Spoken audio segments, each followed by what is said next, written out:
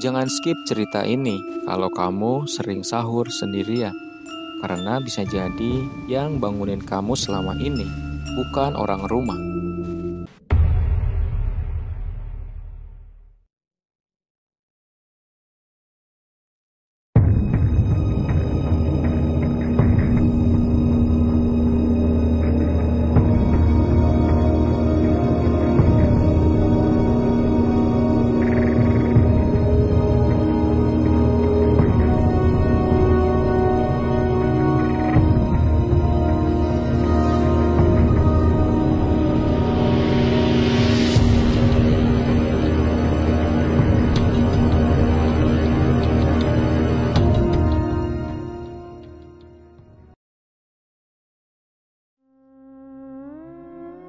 Namaku Raffi.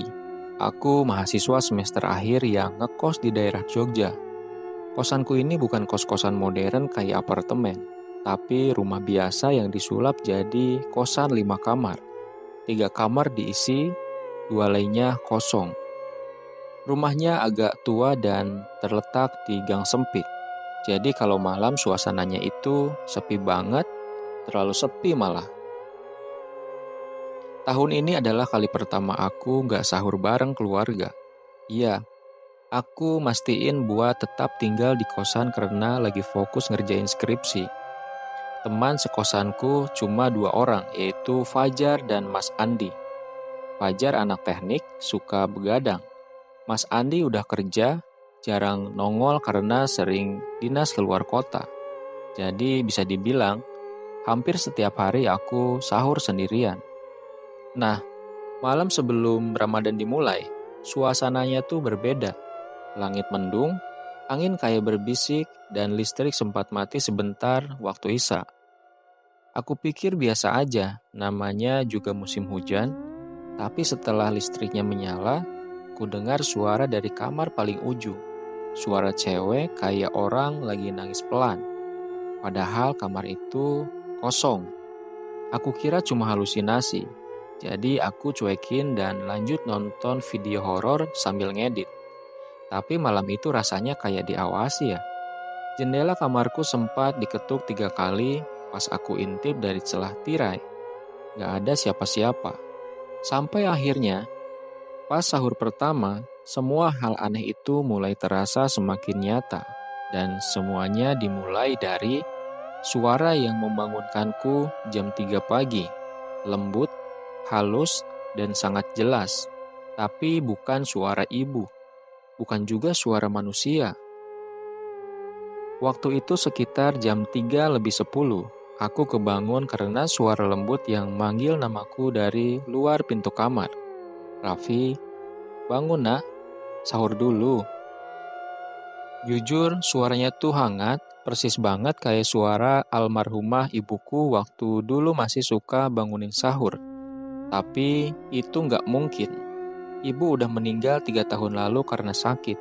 Dan nggak ada siapapun di kosan ini yang punya suara kayak gitu. Aku terdiam, menahan nafas, sambil menatap ke arah pintu. Gak ada suara langkah, gak ada bayangan kaki dari bawah pintu. Cuma sunyi, tapi suara itu muncul lagi. Sahur dulu, nanti keburu imsak. Kali ini suaranya lebih dekat, lebih jelas. Aku beraniin diri buat buka pintu. Gak ada siapa-siapa di luar. Lorong kos itu gelap, cuma lampu ujung gang yang menyala redup remang, jantungku berdetak semakin kencang.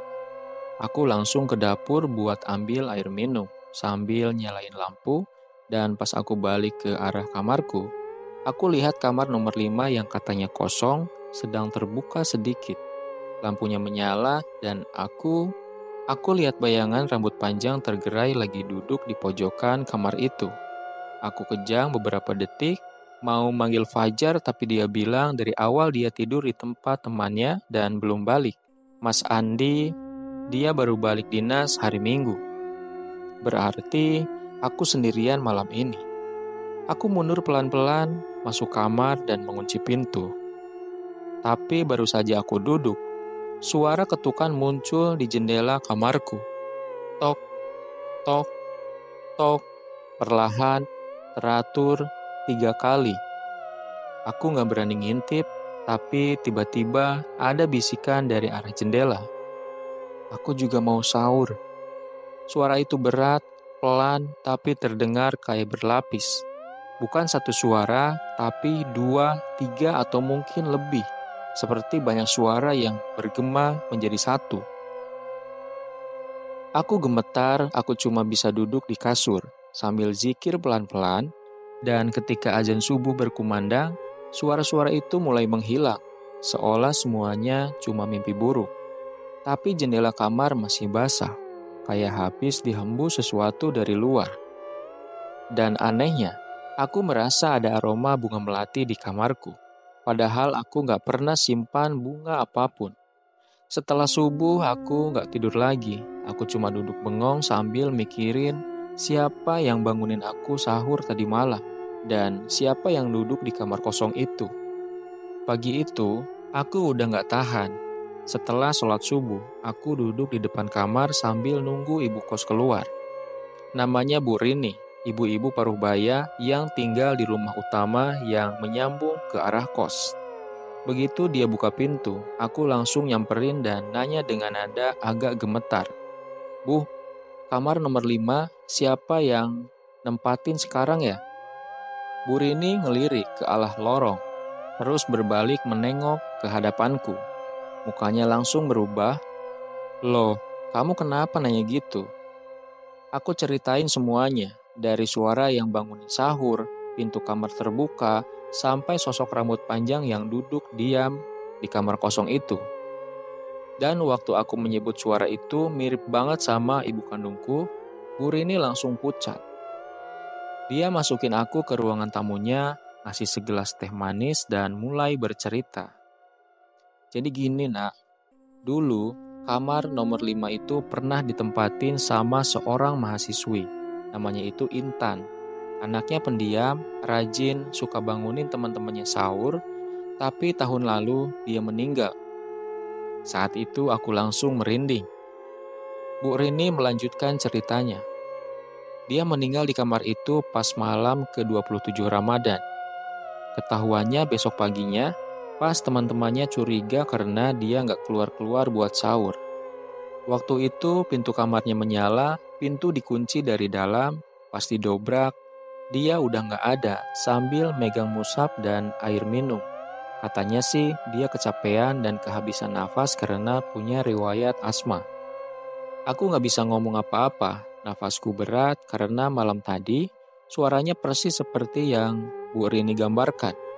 Lembut, sopan, dan kayak orang baik yang memang niatnya cuma mau bangunin sahur. Tapi anehnya, setelah kejadian itu, kamar nomor 5 sering dikunci. Bahkan gak pernah ditawarin lagi ke anak kos baru. Bu Rini bilang, dia sering dengar suara azan kecil dari kamar itu, meskipun belum waktu subuh. Atau kadang ada bunyi sendok nempel ke gelas, kayak orang lagi bikin teh. Intan itu anak yang baik, Raf. Mungkin arwahnya masih belum tenang, karena meninggal pas Ramadan, dan di kamar kos yang sepi. Mungkin dia cuma pengen nemenin orang yang juga ngerasa sendirian waktu sahur. Aku diam saja. Tapi malam berikutnya, aku nekat sendirian. Aku taruh 1 gelas teh manis dan sepiring kecil roti kering di depan pintu kamar nomor 5. Aku niat sedekah, siapa tahu itu cukup buat bikin dia tenang.